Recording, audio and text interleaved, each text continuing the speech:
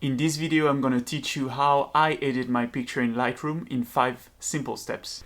And make sure you stay until the end of the video because I will give you for free the Lightroom presets that we create together today.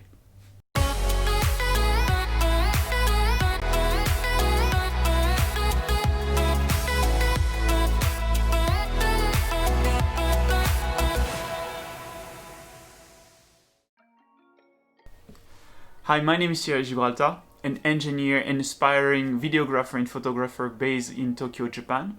And today I'm teaching you how to edit your pictures in Lightroom in 5 simple steps. So first of all, I would like to say a big thank you to all of you who watched and commented on my previous video.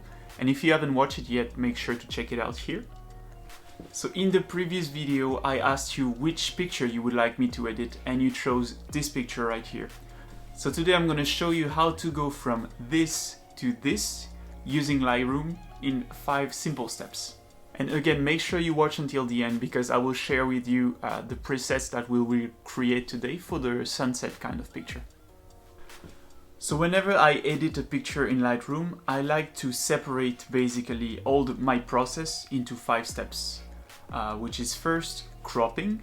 So cropping is basically readjusting the frame of my picture to make sure that I include and exclude whatever I want in that specific picture.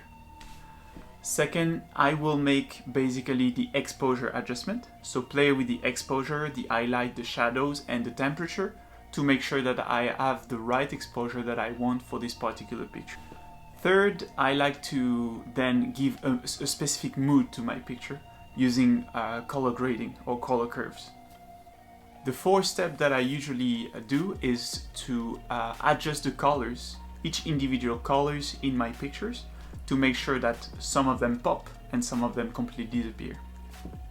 And the final step is to apply some specific effects, for example, increase the texture, the clarity, or some vignetting, and also erase some elements that I don't need within the picture. Those are basically the 5 steps that you need when you edit a picture in Lightroom. And that's, of course, my way of doing. There are many ways of doing. I'm not saying that other ways are wrong, but this is how I proceed to edit my pictures. So if you guys are ready, let's jump right in Lightroom and let's start editing that picture. Okay, so I just now open Lightroom and I'm going to start editing the picture. So opening the Edit tab and starting with the step 1, which is the exposure. So I will first play a bit with the highlights to make sure that I don't lose too much color, no details. Then the shadows, to decrease a bit the shadows because I like to have a bit more contrast in that picture while not losing too much detail. Then the blacks, so it's another way to decrease those black places. Decrease a little bit the exposure because I want to have that blue color, and then moving on to the curve.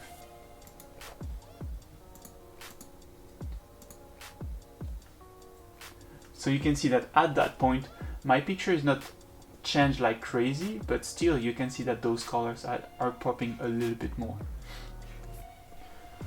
So moving on to the curves, I will increase a little bit the shadows to have that little film effect that you can see in some, that you have usually in the films, right? The end of the shadows is a little bit elevated in terms of exposure to have this kind of a grain slash low contrast effect in the dark spots.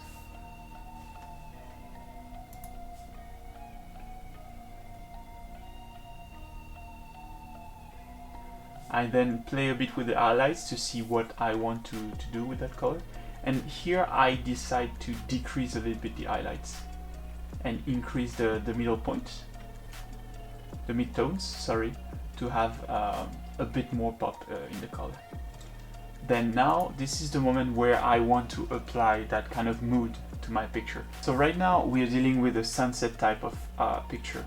So what I usually do, that's personal preference, for sunset type of pictures is that I opt for orange slash blue contrasty picture, meaning that I will put more orange in the highlights and more blue in the shadows. And this, I need to make another video to explain more that, but this is basically due to color palettes. So if you want to know more about color palettes and color theory, let me know in the comments. I'll make a video to explain a bit what it is. But basically, orange and blue are on the opposite side of the color palettes, and they will create good contrast for your pictures.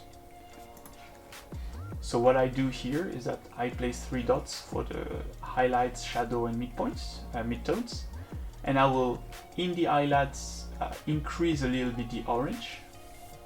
So right now I'm just playing with it to see where the orange would look better, and increase a little bit the blue, right?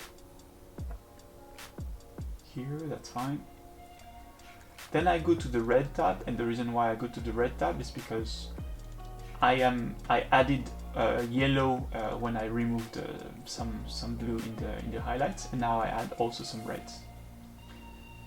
So I also have to play with the temperature to make sure that there is the look that I want to the picture.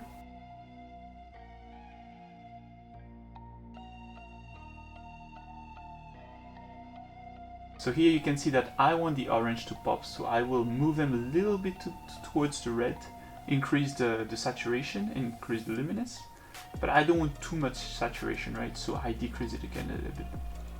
Then I do the same with the yellow, so we can see it changes a little bit, so I move it more towards the orange, increase a little bit the saturation, and a tiny bit the luminance. Then when it comes to green, basically there's no green or barely any green to the picture, so I just put it down. The red the same because there's not much.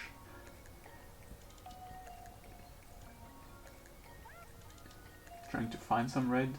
You can see that there is some in the light of the bicycle. Then further, so I'm moving to the blue right now. So to the blue, you can see that all the background of the picture is blue. So I'm going to play with this to make sure that I give the look that I want to the picture. Bit less luminance. I don't want it to be too saturated, so I'm decreasing the saturation right now. Real tiny bit of purple in that image, but we don't see much. So I'll move it towards the blue to make sure that there's no problem with that. And finally, the pink here, not much either. Yeah, so I'm not playing with that. So I moved to my last step now, which is basically the texture. So I zoom in a little bit to see what is the difference applied with the texture, and you can see that for the texture it's on the bicycle, while the clarity will increase that contrast to it and that rough look of my image. But I don't want too much rough, so I will play really a tiny bit with the clarity. Yeah, that looks like about right. I don't want it to be too abrupt. And the dehaze is basically, well, to remove the haze, right? So move it a bit here, and now you can see that my blue color is a bit more popping, a little bit of vignetting, sorry, to make sure that I emphasize the attention of the viewer on the bicycle and nothing else. Alright.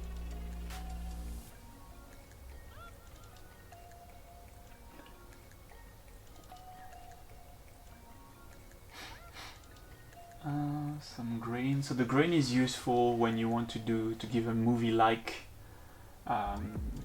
impression to the image.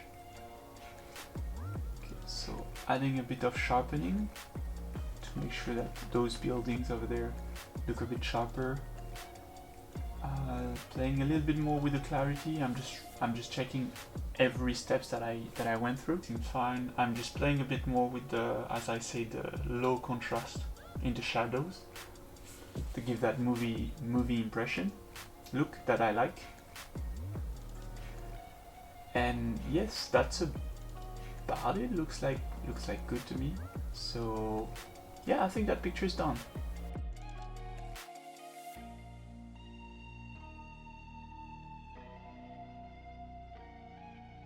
So thank you for all of you who watched the video until this time. So if you want to have access to the presets that we created today, make sure to click the link in the description and you will be able to download this preset for free and use it in your Lightroom mobile or Lightroom desktop version.